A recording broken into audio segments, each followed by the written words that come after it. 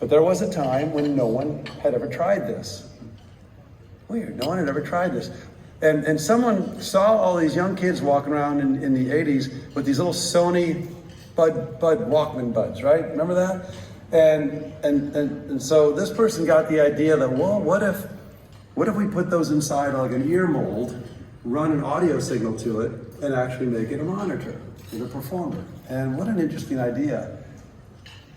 And he needed an artist to try and test it out on. And there was an artist at the time that I happened to be working with who was really interested in trying new things, whatever it took, and that was Todd Rundgren. And so on a tour, we met Marty Garcia, and he pitched Todd on the idea of a monitor, in-ear monitor using a Sony Walkman, that if he went down to the audiologist and had an ear mold made, he would grind it out and stick this earbud in, and if we wired it up, he could actually send a monitor signal to it, and it would reduce the stage volume. He could hear his own mix very clearly. So Marty talked Todd into it. We tried it. These were all hardwired, of course. It was a Sony receiver, and we'd run a line out of the monitor mix, and he would get his mix. It never worked. It never worked. And it always had some bug. And then Marty would work through it the next day and bring back a new pair. And he'd finally solve it. And I'll never forget the day when Todd walked out on stage and had this wonderful mix in his head that only he could hear and nothing else, and he performed beautifully. He felt like he was born again, and it was awesome. He was on cloud nine. There was one problem, that they were hardwired. So Todd's walking around the stage doing his usual, he covers the whole stage like a maniac, and he's got this tail coming out, and I'm trying to make sure the cable doesn't get pulled out. So we took this receiver, this little Sony receiver, and bought a little FM transmitter, low voltage, set it over on the monitor board, and tried to see if we could find an open frequency that we could tune the receiver to.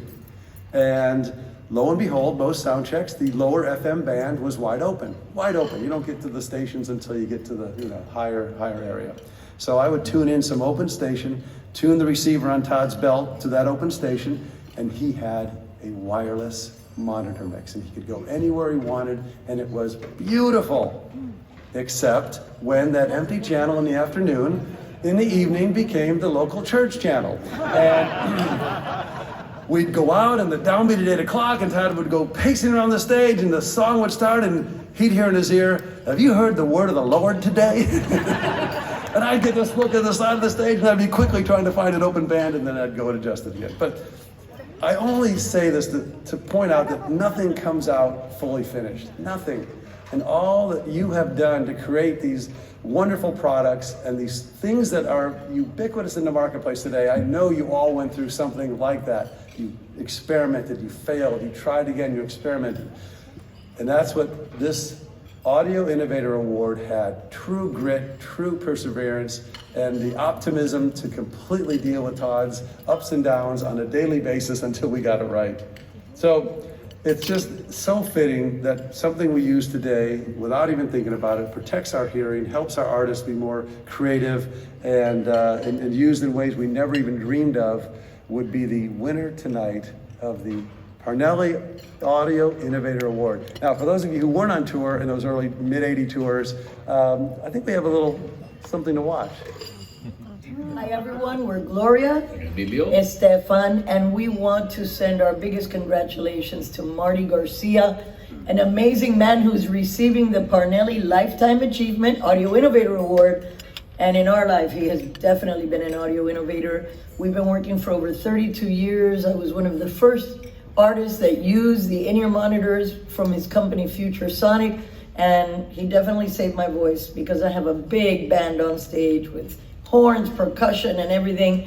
And Marty, you know how much we love you. You've been there for us every step of the way. Congratulations on this incredible honor. Congratulations, you make everybody sounds great. So congratulations, thank you for everything you've done. Marty, congratulations on your award tonight. Buddy, you have saved my ears, probably my career, from not straining to listen and hear and straining my voice more because I couldn't hear. So thank you. What a blessing you are to me and all the other entertainers. We love you with all our heart. Have fun tonight and congratulations. Marty Garcia had been experimenting with an in-ear monitoring system for a few years, and by 1985, his innovative device was ready for its close-up.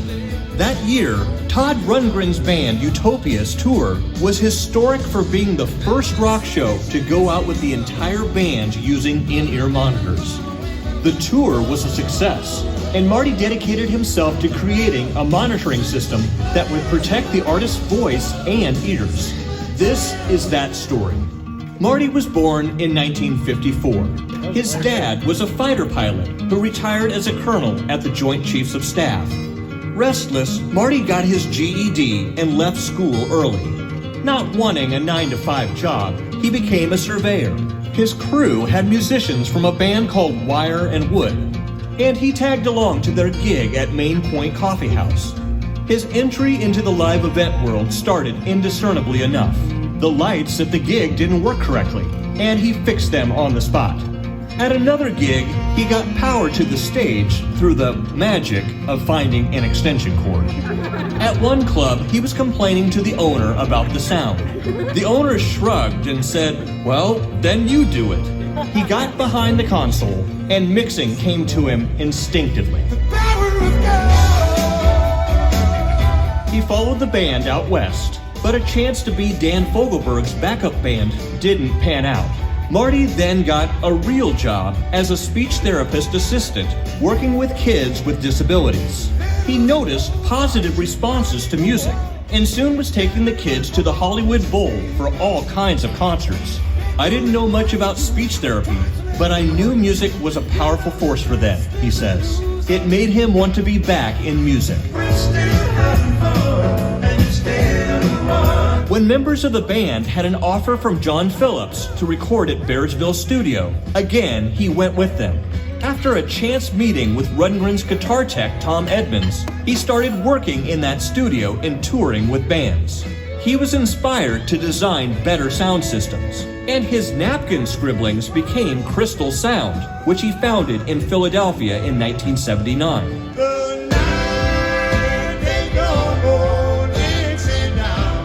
The consoles that he built were innovative, including one with 4-band full parametric EQ on every channel.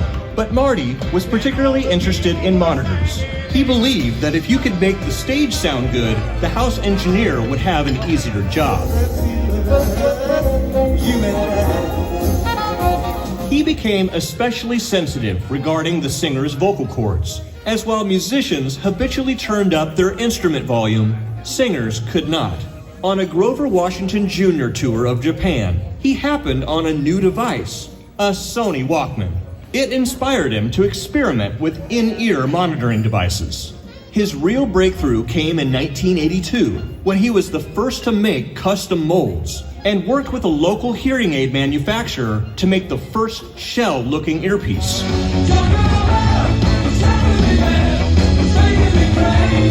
His IEMs were adapted by other acts, including Gloria Estefan, and he began a quest that continues to this day, constantly improving them. The Grateful Dead's Don Pearson convinced Marty he needed a better amplifier, and the Crown D75 improved his IEMs so much, artists started using them in the studio. Another artist and fan who was key was Steve Miller, who he says was an important R&D resource and still is today.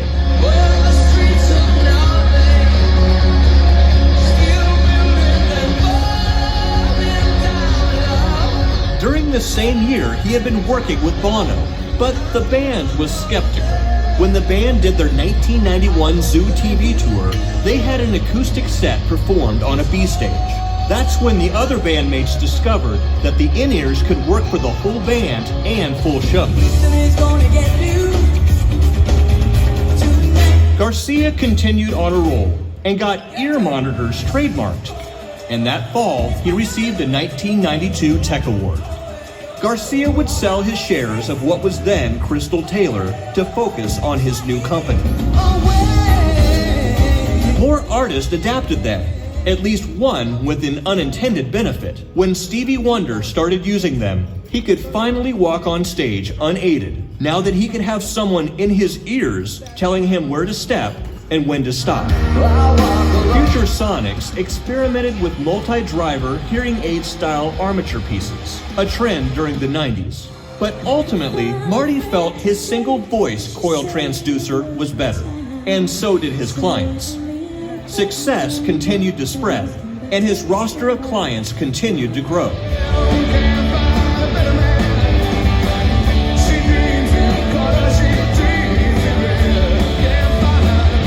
In 2001, he introduced the MG4 with proprietary dynamic drivers. In 2002, he was a consultant for Sennheiser wireless monitors. Also that year, he introduced the first universal canal earphones, Ears EM3.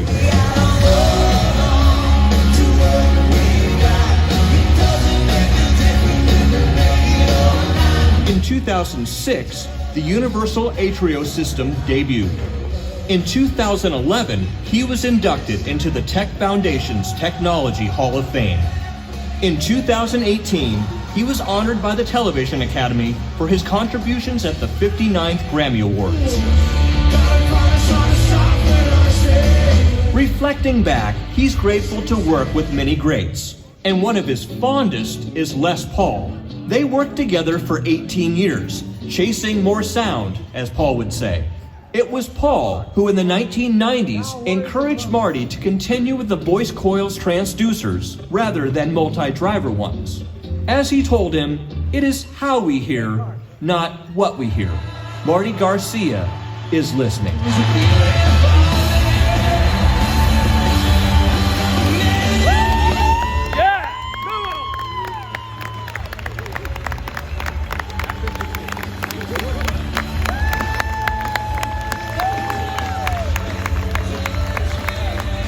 Gentlemen, the 2023 Parnelli Awards for Audio Innovator, Marty Garcia.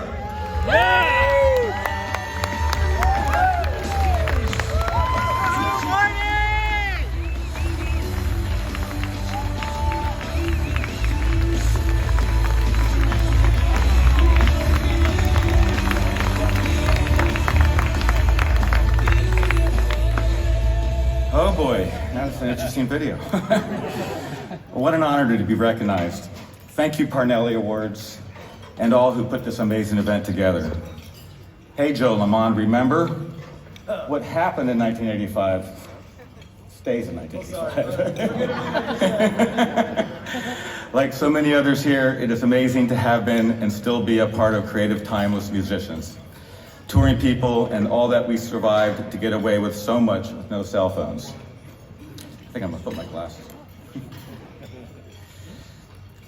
In the earlier days, advancing shows for me was via banks of payphones. I had plenty of out-of-order signs to keep those phones free for return calls. There's a lot to be grateful for, as this is shared with my life partner, Leota, and our daughter, Morel. You two put up with my shenanigans and me missing in action, holidays, birthdays, anniversaries, etc. Leota, you receive all the recognition for keeping our family together. To this day.